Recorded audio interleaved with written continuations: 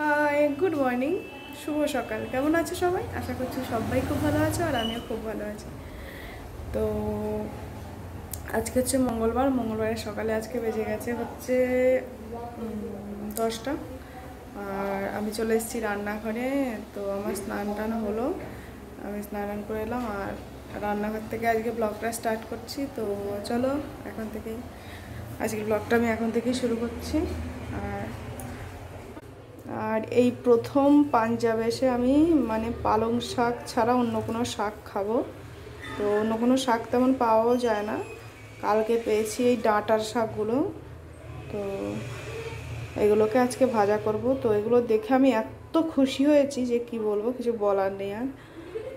তো চলো আজকে রান্না বান্না শুরু করা যাক, আর আরও কিছু একটা করব। তো চলো। আর এই শাকগুলোর মধ্যে যে ডাঁটাটা ছিল সেগুলো আমি ফ্রিজে এইরকম করে রেখে দিয়েছি, কেটে এরকম করে ধুয়ে কেটে একদম পরিষ্কার করে। তো এইরকম একটা টিস্যু পেপার দিয়ে ঢেকে মুখটা মেরে তারপর ফ্রিজে আমি রেখেছি, যাতে শুকিয়েও না যায়, আবার বেশি জল জমে যাতে পচেও না যায়, অনেক দিন এগুলো ভালো থাকবে। তো এ হচ্ছে শাক, আরও শাক আছে, আমি এগুলো আজকে রান্না করবো তাই কটা নিলাম। আর এখানে সবটা ডাঁটা আছে, প্রত্যেকটা ডাঁটা, যতগুলো ডাঁটা আমি শাক থেকে পেয়েছি তো সব ডাঁটাগুলো এখানে আছে। তো আমি এগুলো আগে কেটে কুটে নিই, তারপর রান্না বান্না। তো এখানে আমার ভাত হয়ে যাচ্ছে আর সবজি কেটে রেখেছি। এখানে আছে কচুর ছড়া কচু, আলু আর এই মায়রার ডাঁটা দিয়েছি দুটো। আর এখানে হচ্ছে কুমড়ো ভাজা আর শাক কেটে রেখেছি এখানে। তো আমি আজকে আমার রেসিপি তাহলে কি, কুমড়ো ভাজা, শাক আর হচ্ছে ওই ডাঁটা আলুর ঝোল। তো আমার কুমড়ো ভাজা হয়ে গেছে, এখন আমি হচ্ছে শাকটা চাপাবো। আর শাকটার জন্য আমি প্রথমে তেলে দিয়ে দেবো শুকনো লঙ্কা, দিয়ে দেবো রসুন থেতো করে কয়েকটা, এগুলো 1 মিনিট মতন নেড়ে চেড়ে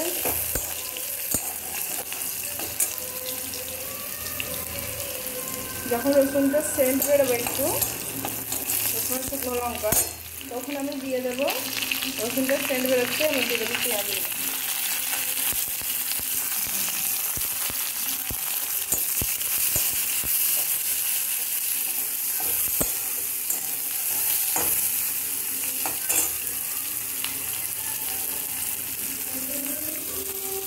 তারপর আমি দিয়ে দেবো এই শাকগুলো।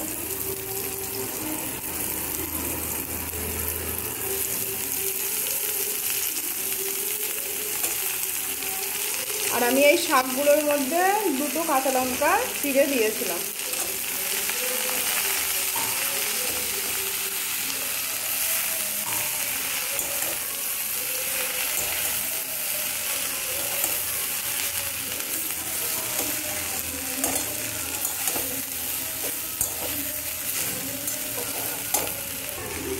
দিয়ে দেবো হলুদ আর পরিমাণ মতো নুন। শাকে নুনটা কমই দিতে হয়, কেননা শাকটা একদমই কমে যাবে।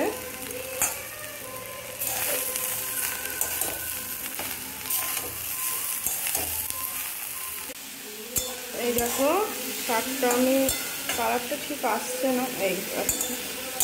শাকটা দেখো এখনই কতটা কমে গেছে, আরও কমে যাবে। তো এখানে যা যা মশলা দেওয়ার আমার দেওয়া হয়ে গেছে, তো এগুলো জাস্ট ভাজা হবে, তারপর নামিয়ে নেব। এই দেখো এখানে আমার ভাতটাও হয়ে গেছে, নামিয়ে নেবো এবার।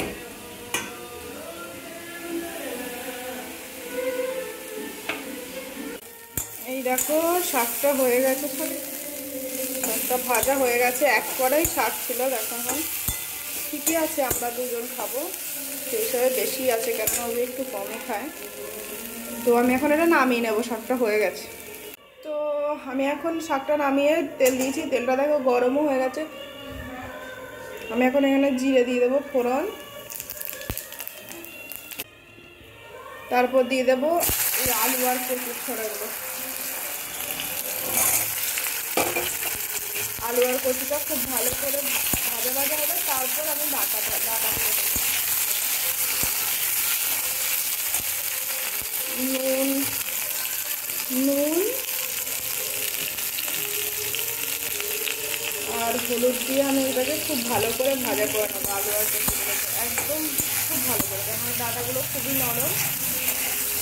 এখন এগুলো খুব ভালো করে ভাজা হওয়ার আগে যদি ডাঁটাটা দিই, ডাঁটাটা গলে যাবে। তো হলুদ আর নুন আমি দিয়ে দিলাম। এখন এগুলোকে ঢেকে দেবো। এই দেখো আলু আর কচুর ছড়াগুলো খুব ভালো করে ভাজা হয়ে গেছে, একদম ভালো করে সিদ্ধ হয়ে গেছে। তো এই পর্যায়ে আমি দিয়ে দেবো ডাঁটাগুলো।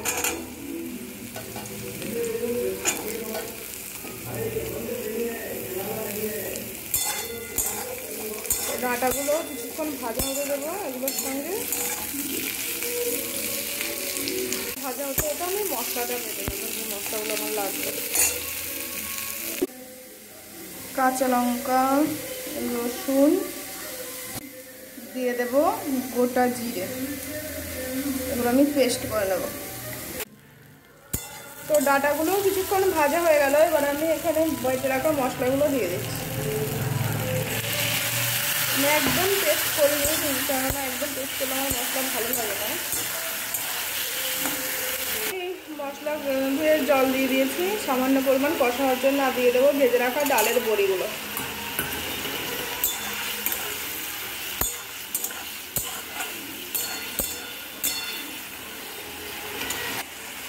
তো তারপর আমি এতে দিয়ে দেবো টমেটো। একটা টমেটোকে আমি 4 পিস করে দিয়ে দেবো। তো এগুলো এবার একটু কষা হবে, সামান্য মশলা মশলাগুলো দিয়েছি যেহেতু।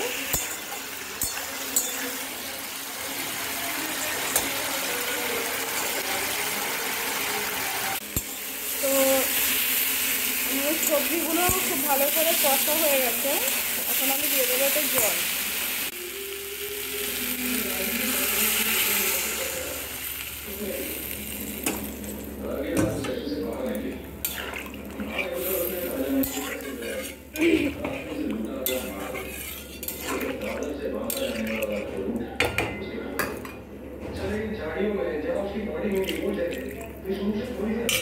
তো জলটা দেওয়া হয়ে গেছে, এখন আমি ঢেকে দেবো। তো দেখো সবজিটা একদম হয়ে এসছে, দিয়ে দিলাম ধনে পাতা। এবার নামিয়ে নেব, হয়ে গেছে তরকারিটা।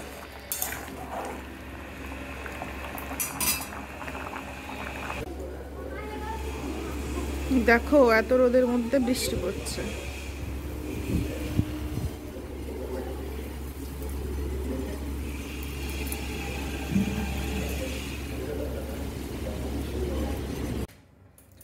Good afternoon. তো বিকেল হয়ে গেল, অভি তো ডিউটি থেকে আসবে রাতেরবেলা। আমি ঘুম থেকে উঠলাম, ফ্রেশ হলাম, ফ্রেশ ট্রেশ হয়ে এখন বেজে গেছে 6:30 বেশি। তো আমি ঘুম থেকে উঠে আবার স্নান দান করলাম। স্নান টান করে এখন আবার ফ্রেশ হয়ে ঘর তো সব ঝাড় দিয়েছি, যা যা কাজ ছিল করেছি। তো দেখো এখনও বেলা এখানে কতটা, 6:30 বেশি বাজে, কম হবে না, 7টা, প্রায় 7টা বাজে। তো আর অভি আর 2 ঘন্টার মধ্যে চলে আসবে। তো এখন আমি কি করব, কোনো কাজই নেই, তাই ভাবছি আটাটা আগে মেখে রাখবো। তাহলে কী হবে, রুটিটা তখন খুব তাড়াতাড়ি হয়ে যাবে। আমি এমনিতে আটা আগে মেখে রাখি না, করি তো 2 থেকে 3টে রুটি অভি খায় শুধু, তো অভির জন্যে। কিন্তু আজকে যখন সময় আছে করে রাখবো, সবসময় সময় থাকে, তবুও করি না, আলস্য লাগে। আজকে ভাবছি আটাটা মেখে রাখি আগে। আর আমি রাতে কী খাবো, আমি আর কী খাবো, আমি খিচুড়ি করে নেবো ব্যাস। তো এখন আটাটা মেখে নিই। আর এখন মানে এমন হয়েছে বাড়িতে থেকে থেকে সবসময় মানে মাথায় একটাই চিন্তা, কি রান্না করব, সকালে কি খাবো, সন্ধেবেলা কি খাবো, রাতেরবেলা কি খাবো, এই খাওয়া নিয়েই এখন জীবন।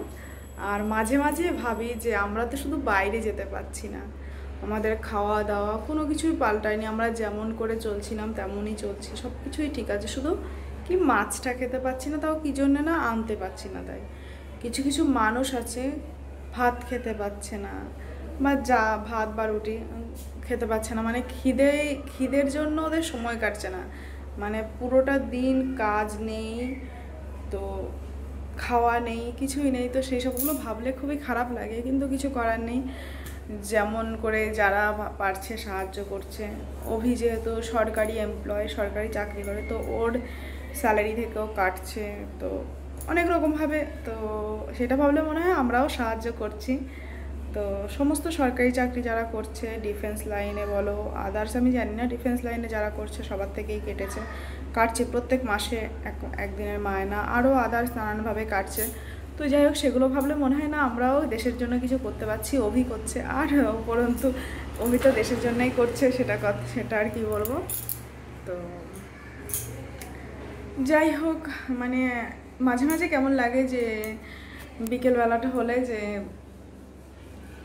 আগে হচ্ছে অভ্যেস হয়ে গেছিলো প্রত্যেক দিন বাইরে যাওয়াটা, তারপর বাইরে গিয়ে ফুচকা খাওয়া। বিশেষ করে আমার প্রত্যেক দিন 30 টাকার ফুচকা, 9টা করে 18টা আমি আর অভি খেতে হবে। 10 টাকার 6টা করে জল ফুচকা হয় এখানে। তো আমি আমাদের ওখানে ফুচকা খেতাম না, কিন্তু এখানের ফুচকা আমার এত প্রিয় হয়ে গেছিলো কি বলবো, মানে একটা নেশা হয়ে গেছিলো। প্রত্যেক দিন এই টাইমটা হলে চলো না একটু ফুচকা খেয়ে আসি, চলো না বলতে বলতে মানে হাঁপিয়ে যেতাম, মানে ও উঠে পারতো না, এতটাই অভ্যাস হয়ে গেছিলো। তো যাই হোক, এখন এইভাবেই চলতে হবে। কত মানুষ আরও কত কষ্ট করছে যারা বাইরে আছে, যেমন যারা সরকারি চাকরি করছে না, শহরে এসেছিলো, শুধু চোখে অনেক স্বপ্ন নিয়ে শহরে এসেছিলো। শহরে এক একজন এক এক ধরনের কোম্পানির কাজ, কেউ মজদুরের জন্য, কেউ হোটেল ম্যানেজমেন্টে, হোটেল লাইনে এসেছিলো। তো হোটেল ম্যানেজমেন্টের জন্য এসেছিলো। যেমন হোটেল ম্যানেজমেন্টের কথাটা বিশেষ করে কেন আসলো, হোটেল ম্যানেজমেন্টে আমার দাদা এবং আমার দেওর দুজনাই মানে আছে। তো ওরা দুজনাই এখন সৌদি আরবে আটকে আছে, না কাজ হচ্ছে, বাট কোম্পানি ওদেরকে চালাচ্ছে। তবু ওদেরও তো কত সমস্যা, ওদের এখন একটা বড় টেনশন, কি করবে, কি হবে ভবিষ্যতে। তো আমি আটাটা তখন মেখে রেখেছিলাম বিকেলবেলা, আর এখন সন্ধে হয়ে গেছে, 8টা বেজে গেছে, আর অভি তো চলে আসবে কিছুক্ষণের মধ্যে। তো আমি বলেছিলাম যেমন যে আমি অভির জন্য করবো রুটি, আর আমার জন্য করব খিচুড়ি। আর আমার খিচুড়ির রেসিপি খুবই সিম্পল, বাট আমার খুব ভালো লাগে যখনই আমি মানে খিচুড়ি খাওয়ার খুব ইচ্ছা হয়। খিচুড়ি তো এমনিতে খুবই প্রিয়, যখনই ইচ্ছে করে। তো আমি খিচুড়িটা খুব তাড়াতাড়ি কীভাবে বানাই সেটাই আজকে তোমাদের সাথে শেয়ার করবো। আজকে আমি আমার খিচুড়ি রেসিপিটা তোমাদের সাথে শেয়ার করবো। খুব সিম্পল, তোমরা যারা খিচুড়ি খেতে খুব ভালোবাসো তোমাদের জন্য খুবই সিম্পল ওয়েতে। তো চলো দেখে নিই আমি কি নিলাম খিচুড়ি করার জন্য। প্রথমে দেখে নাও, আমার ঘরে ছিল যা সবজি আর কি ছিল আরও বেগুন টেগুন, বাট আমার খিচুড়িতে বেগুন টেগুন অত ভালো লাগে না। তো আমি নিয়েছি হচ্ছে কুমড়ো, মটরশুঁটি আর কড়াইশুঁটি, অনেকে না চিনলে কড়াইশুঁটি, আর এটা হচ্ছে ডাঁটা। এগুলো সেই মায়রার ডাঁটা বলি আমরা, শাক থেকে হয়, মানে এর শাকগুলো খাওয়া যায়। আমি জানি না ঠিক এর ডাঁটাটাকে আর কী বলে, আমরা মায়রার ডাঁটা বলি। আর এখানে আমি মুসুরির ডাল 1 কাপ ধুয়ে নিয়েছি, আর এখানে হচ্ছে 1 গ্লাস চাল আমি ধুয়ে নিয়েছি। তো সমস্ত কিছু এখানে ধুয়ে নিলাম। তো এগুলো আমি, আর এখানে কুকারে আমি জল দিয়ে দিয়েছি, একে একে আমি সমস্ত কিছু দিয়ে দেব। প্রথমে আমি চালটা দিয়ে দেব,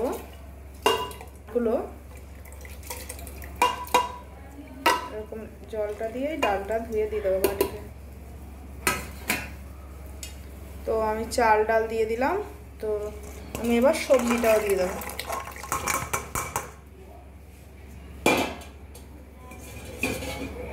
দিয়ে দেবো কেটে রাখা কাঁচা লঙ্কাগুলো, দেব পরিমাণ মতো নুন,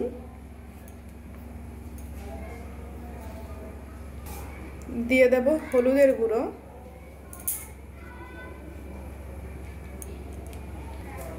আর লাস্ট আমি দেব হচ্ছে সর্ষের তেল। তো সমস্ত কিছু আমার দেওয়া হয়ে গেছে, এইবার আমি নেড়ে দেব, সব কিছুকে মিশিয়ে দেবো একসঙ্গে।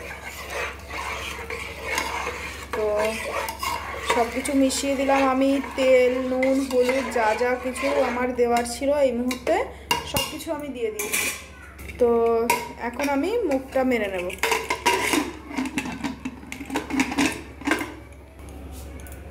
তো আমি প্রেসার কুকারটা প্রেসারে বসিয়ে দিয়েছি, আমি আগুনটাও জ্বালিয়ে দিয়েছি। তো এটাকে আমি 2টো সিটি আমি কুকারটা দেবে। তো তারপরে আমি দেখাচ্ছি আর যা দেখানোর।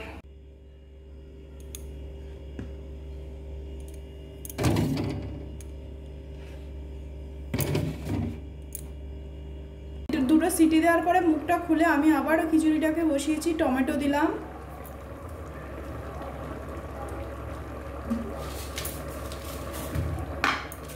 দেব চিনি,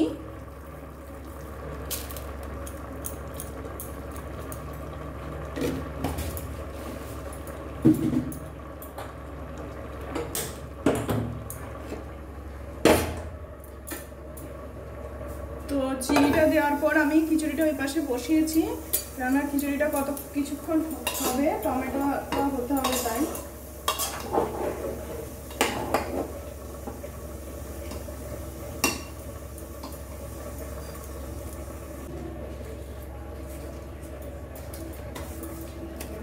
তো তেলটা গরম হয়ে গেছে, দিয়ে দেবো একটা তেজপাতা,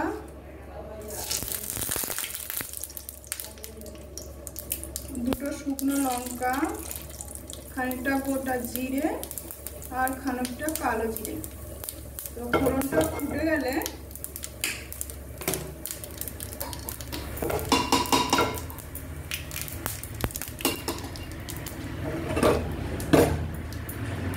ফোড়নটা হয়ে গেছে, আমি এখন ফোড়নটা দিয়ে দেবো।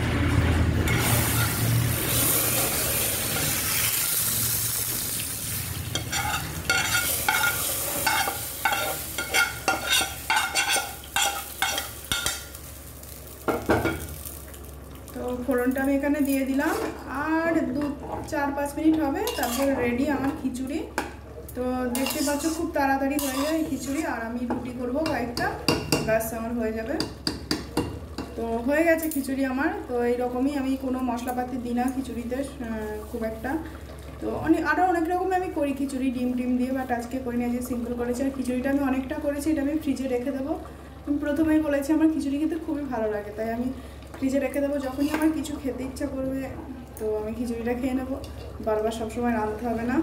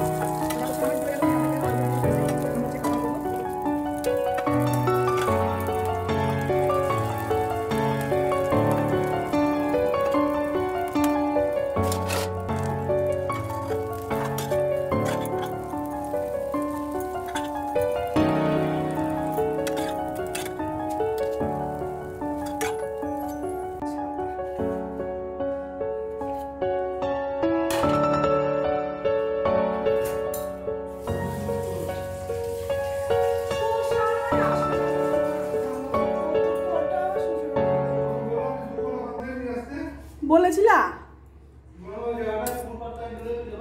আমার খেয়াল নেই, কালকে যাবো শশা আনতে। ঠিক আছে।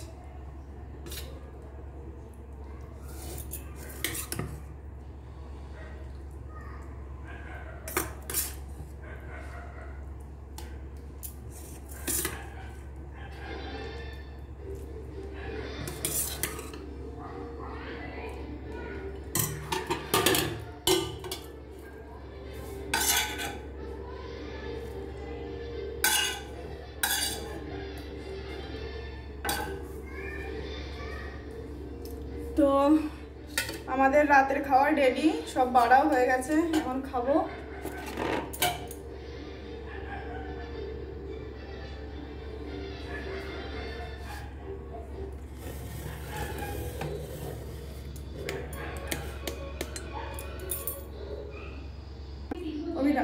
আমার রাতের রান্নাবান্না রেডি, আমি বেড়েও ফেলেছি।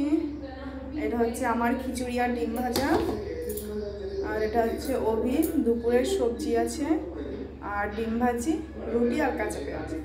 তো আজকের জন্য আমি আমার ব্লগটা এখানেই শেষ করছি। যদি ভালো লেগে থাকে অবশ্যই লাইক, শেয়ার এবং কমেন্ট করবে। আর সবার প্রথমে যা করবে তা হলো সাবস্ক্রাইব। তো আজকের জন্য টাটা, গুড নাইট, সবাই খুব ভালো থেকো, সুস্থ থেকো, আর যার যার ঘরে থেকো।